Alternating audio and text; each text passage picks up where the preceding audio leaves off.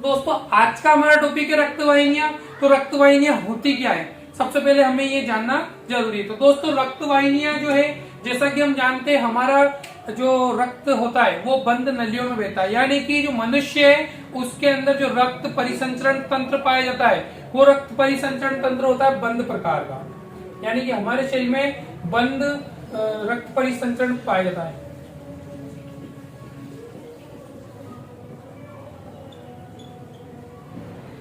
तो दोस्तों जो हमारा रक्त परिसंचरण तंत्र है वो किस प्रकार का है, बंद प्रकार का रक्त परिसंचरण तंत्र है। यानी कि जो हमारा रक्त है वो खुले रूप में नहीं बहकर बंद नलियों के अंदर बहता है। यानी कि पूरा रक्त शरीर के एक भाग से दूसरे भाग में नलियों के अंदर जाता है। जैसे कि हम हमारे घर में देखते हैं कि मोटर होती है, उसमें से हम पाइपलाइन ले जाके पानी को इधर उधर निकासी करते हैं। ठीक उसी प्रकार हमारा हृदय रहता है, हृदय पंप करने का काम करेगा रक्त को, और जो बंद नलियां होती है वो बंद रक्त परिसंचरण तंत्र में नलियां ही रक्त को एक स्थान से दूसरे स्थान पर ले जाती है।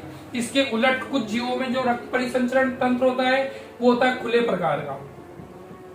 तो खुला परिसंचरण तंत्र जो होता है ये निम्न श्रेणी के जो जीव होते हैं उनके अंदर ये पाया जाता है। और जो खुले परिसंचरण तंत्र में रक्त खुले रूप में उपस्थित होता है, जैसे दोस्तों तालाब होता है, तालाब में जल भरा हुआ होता है, उसी प्रकार इन जीवों के अंदर जिनके अंदर खुला परिसंचरण तंत्र पाया जाता है उनमें तालाब के भांति रक्त उपस्थित होता है। तो दोस्तों हमारा जो रक्त परिसंचरण तंत्र है वो बंद प्रकार का है। यानी कि हमारे शरीर में बंद रक्त परिसंचरण तंत्र पाया जाता है। तो इस बंद रक्त परिसंचरण तंत्र के कारण हमारा जो रक्त है वो नलियों के अंदर बहता है। इन नलियों को हम बोलते हैं रक्त वाहिनियां। क्या बोलते हैं, रक्त वाहिनियां। तो रक्त वाहिनियों की यहाँ की डेफिनेशन होती है वे बंद नलियां जो कि रक्त को एक स्थान से दूसरे स्थान पे ले जाती है।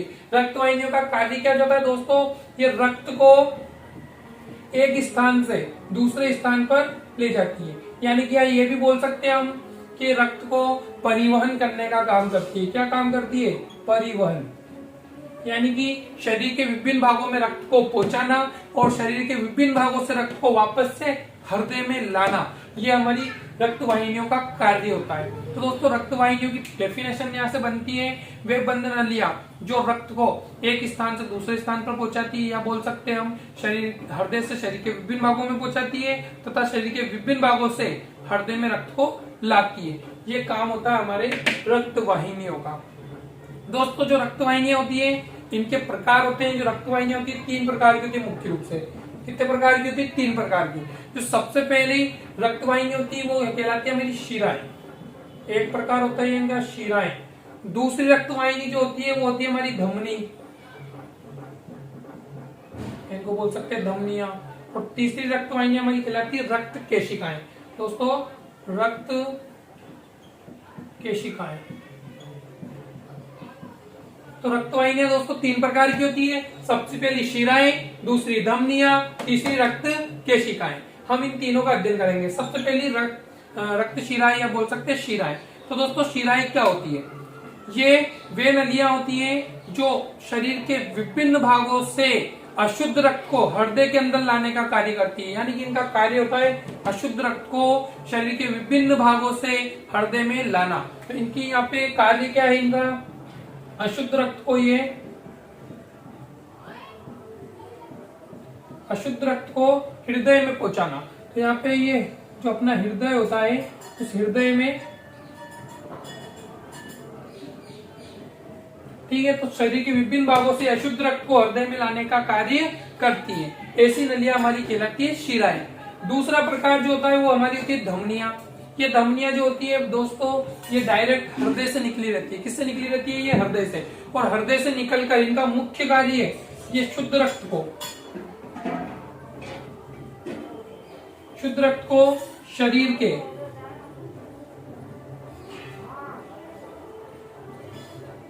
विभिन्न भागों तक पहुंचाना।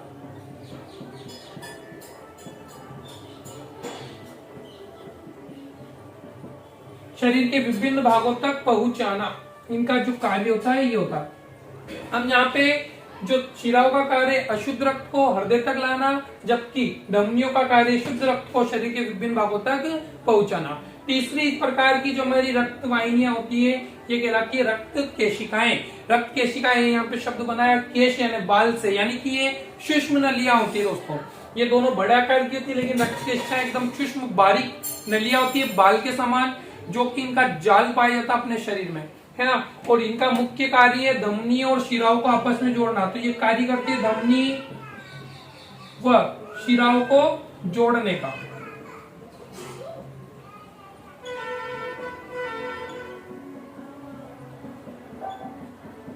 तो इनका कार्य होता है दोस्तों धमनियों व शिराओं को आपस में जोड़ने का कार्य करती है। तो धमनी शिराएं आपस में जिन रक्त नलिकाओं द्वारा जुड़ी रहती है उनको बोला जाता है रक्त केशिकाएं। और अपने शरीर में रक्त केशिकाओं का बिल्कुल जाल सा पाया जाता है। इसी कारण दोस्तों हम देखते हैं कि हमारे कहीं पे भी चोट लगती है तो तुरंत वहां से ब्लड या रक्त आने लग जाता है। यानी कि जिस भी जगह चोट लगती है वहां कहीं का जाल पाया जाता है रक्त केशिकाओं का, और ये रक्त केशिकाएं वहां से क्षतिग्रस्त हो जाती है, टूट जाती है, जिसके कारण वहां से रक्त प्रवाहित होने लगता है। तो इनका जाल हमारे पूरे शरीर में पाया जाता है, इसलिए शरीर के किसी भी हिस्से में जब चोट लगती है तो वहां से ब्लड निकलने लगता है। तो दोस्तों आपको तीनों प्रकार रक्त वाहिनियों के समझ में आ गए होंगे। पहला है शिराएं, दूसरी धमनी, तीसरी रक्त केशिकाएं। इनके कार्य हमने जान लिए। अब दोस्तों एक क्वेश्चन इसमें जो आपके आता है वो पूछा जाता है यहाँ पर शिरा और धमनियों में अंतर। तो इसका भी हम यहाँ पे अध्ययन कर लेते हैं। यहाँ पे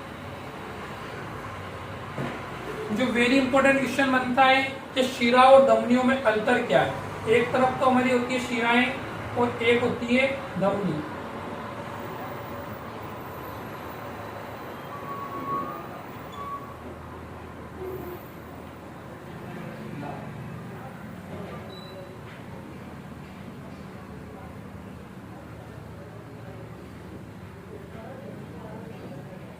दोस्तों धमनी व शिराओं में अंतर आखिर क्या है। तो दोस्तों हम यहाँ पे जानते हैं मुख्य अंतर कौन कौन से होते हैं। जैसे पहला हम अध्ययन करेंगे धमनी का, और इसका कंपैरिजन करते हुए हम पढ़ेंगे दूसरी चीज शिरा के साथ।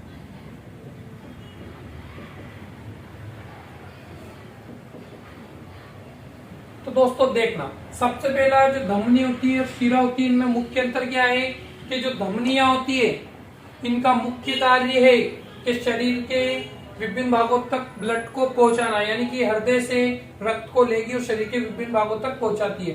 तो अपन लिख सकते हैं यहाँ पे रक्त को शरीर के विभिन्न भागों तक पहुंचाना।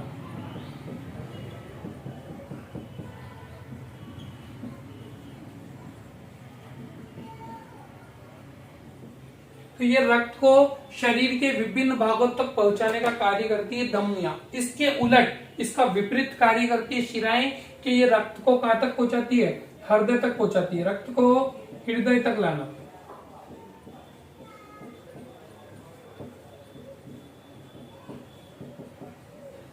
ये रक्त को हृदय तक पहुंचाने का कार्य करेगी, यानी कि ये शरीर के विभिन्न भागों से रक्त को लेगी और हृदय में लाके डाल देगी। ये कार्य होता है शिराओं का। दोस्तों ये एक अंतर हो गया। फिर दूसरा अंतर हम जाने तो दूसरा अंतर हमारा इनके सामने होता है कि जो धमनियां होती हैं इनमें मुख्य रूप से शुद्ध रक्त बहता है, हम ये मानते हैं। लेकिन एक धमनी अपवाद होती है इसमें, उस धमनी का नाम है फुसफुसीय धमनी।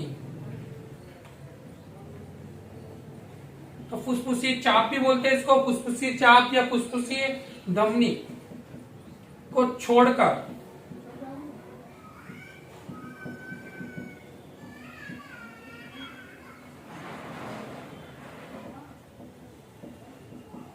शुद्ध रक्त बहता है।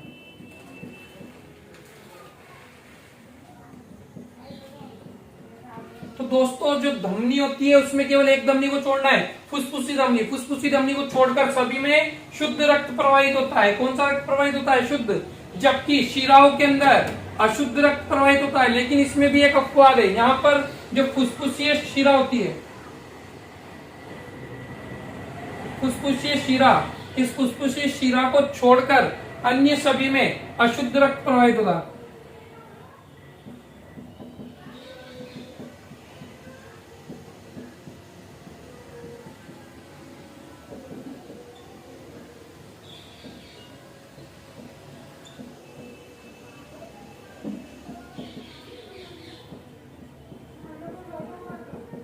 तो दोस्तों दूसरा अंतर है इसमें, इनमें शुद्ध रक्त बहता है लेकिन एक अपवाद है बस फुसफुसी धमनी को छोड़कर, और यहाँ पे अशुद्ध रक्त बहता है। लेकिन किसकी, एक फुसफुसी शिरा को छोड़कर बाकी सब शिराओं में अशुद्ध रक्त प्रवाहित होता है। ये दूसरा अंतर हो जाएगा दोस्तों हमारा। तीसरा अंतर जो होता है, जो धमनियां होती हैं, इन धमनियों की भित्ति मोटी होती है। इनकी भित्ति कैसी होती है, मोटी।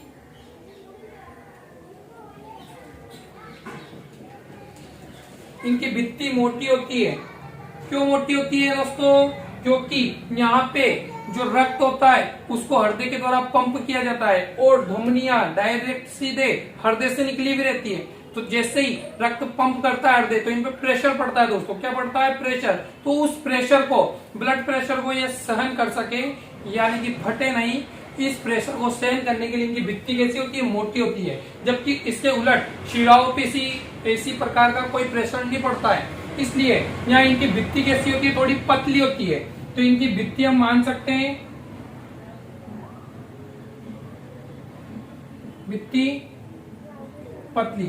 इनकी जो भित्ति होती है दोस्तों वो मोटी, और इसकी भित्ति जो होती है शिराओं की वो थोड़ी पतली होती है। ये तीसरा अंतर हो गया दोस्तों। और चौथा अंतर जो इसमें होता है कि शिराएं जो होती है इनमें ब्लड प्रेशर यानी कि बीपी यानी कि ब्लड प्रेशर या रक्तचाप बोल सकते हैं इसको अपन, रक्तचाप। इस रक्तचाप का मान हमेशा अधिक होता है। यहाँ रक्तचाप अधिक इसलिए होता है दोस्तों क्योंकि यहाँ पे हृदय रक्त को पंप करता है, तो प्रेशर से रक्त पड़ता है और निकलता है। और उस प्रेशर जो रक्त का है वो रक्त की जो वाहिनियां यानी कि धमनियां है, इन धमनियों पे प्रेशर से रक्त आके टकराता है। तो उस प्रेशर के कारण यहाँ ब्लड प्रेशर का मान बढ़ जाता है। जबकि शिराओं पे जो है रक्त का इतना भयानक प्रेशर नहीं पड़ता है, इसलिए यहाँ बीपी का मान क्या हो जाएगा, बीपी थोड़ा कम होता है। यानी कि धमनियों की अपेक्षा ब्लड प्रेशर शिराओं में कम पाया जाता है, जबकि धमनियों का ब्लड प्रेशर अधिक होता है। ये चौथा अंतर। और पांचवा अंतर जो होता है कि यहाँ पे जो धमनियां होती है, इन धमनियों की जो गुहा होती है वो थोड़ी सक्रिय होती है। कैसी होती है, गुहा सक्रिय। गुहा यानी तो इसकी चौड़ाई, अंदर से जो आयतन लेंगे हम, ये चौड़ाई जो देखेंगे हम, ये जो चौड़ाई होती है धमनियों की, ये थोड़ी अपेक्षाकृत छोटी होती है, सक्रिय होती है। इसकी अपेक्षा जो शिराएं होती है वो आकार में अधिक चौड़ी होती है। तो यहाँ पे शिराओं की जो गुहा होती है वो गुहा कैसी होती है, थोड़ी सी चौड़ी। तो यहाँ लिख सकते हैं हम, इनकी गुहा चौड़ी होती है जबकि इसकी गुहा सक्रिय होती है। तो दोस्तों ये 5 अंतर हम मुख्य रूप से याद रखने चाहिए जो कि पूछे जाते हैं। वापस से मैं दोहरान करा देता हूँ। शीत धमनियां जो थी इनमें हमेशा क्या कार्य होता है, इनका शरीर के विभिन्न भागों तक रक्त को पहुंचाना, जबकि शिराएं हृदय तक रक्त को पहुंचाती है। ठीक है। दूसरा जो होता है, धमनियों में फुसफुसी धमनी को छोड़कर बाकी सभी धमनियों में शुद्ध रक्त बहता है, जबकि शिराओं में फुसफुसी शिरा को छोड़कर सब में अशुद्ध रक्त बहता है। ठीक है दोस्तों।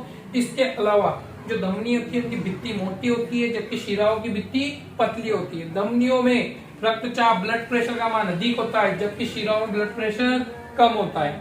इसके अलावा 5वां इनकी गुहा सक्रिय होती है, जबकि जो शिरा है इनकी गुहा थोड़ी चौड़ी होती है।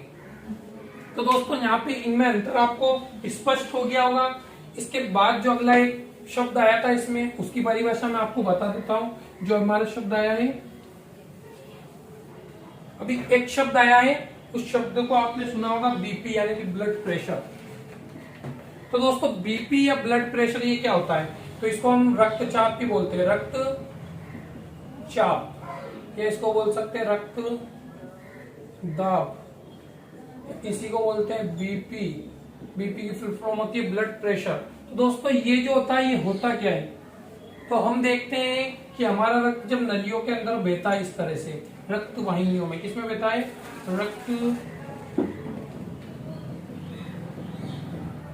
जब रक्त वाहिनियों में बहता है, तो ये रक्त वाहिनियों में जब ये बहता हुआ रक्त निकलता है,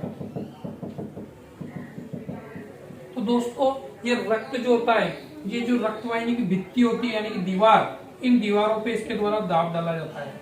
जैसे पाइपलाइन में पानी बहता है तो आपने देखा होगा कहीं से लीकेज हो जाता है तो पानी प्रेशर से निकलता है, यानी कि पानी भी पाइपलाइन की जो दीवार होती है उस पर दाब डालता है। इसी प्रकार रक्त भी, जो रक्त वाहिनियों की दीवारें होती है, ये वाली दीवार, इस दीवार पे और नीचे वाली दीवार पे, यानी कि चारों ओर क्या डालेगा, रक्त दाब डालता है, प्रेशर डालता है। तो रक्त के द्वारा रक्त वाहिनियों की भित्ति पर या दीवारों पर डाला गया दाब हमारा कहलाता है रक्तदाब। क्या कहलाता है? रक्तदाब। तो दोस्तों इसकी छोटी सी परिभाषा जो कि पूछी जाती है कि रक्त के द्वारा रक्त वाहिनियों की भित्ति या रक्त वाहिनियों की दीवारों पर डाला गया दाब कहलाता है रक्तदाब, रक्तचाप या ब्लड प्रेशर। दोस्तों एक स्वस्थ मनुष्य के रक्तचाप का मान यानी ब्लड प्रेशर का मान होता है हमेशा 80 mmHg से 120 mmHg। एक स्वस्थ व्यक्ति का रक्तचाप होता है। इस रक्तचाप को हम मापते हैं। यहाँ पर एक यंत्र आता है जिसको बोलते हैं रक्तचाप मापी। रक्तचाप मापी के द्वारा मापा जाता है। इसका इंग्लिश नेम भी होता है स्फाइग्नोमेनोमीटर।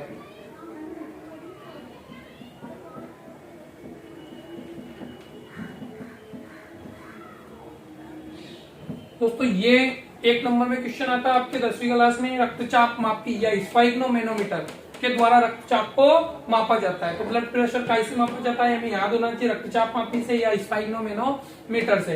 रक्तचाप का मान होता है कितना? 80 mmHg से 120 mmHg होता है। यहाँ जो 80 mmHg होता है ये निम्न रक्तदाब होता है, जबकि 120 mmHg आपका उच्चतम रक्तचाप होता है। इससे यदि ऊपर निकल जाए तो उच्च रक्तचाप की आपको समस्या, हाई ब्लड प्रेशर की समस्या आपको हो जाती है, जबकि 80 से कम हो जाए तो निम्न ब्लड प्रेशर की समस्या का सामना आपको करना पड़ सकता है। तो दोस्तों आपको रक्तचाप आशा है मेरे को कि समझ में आ गया होगा।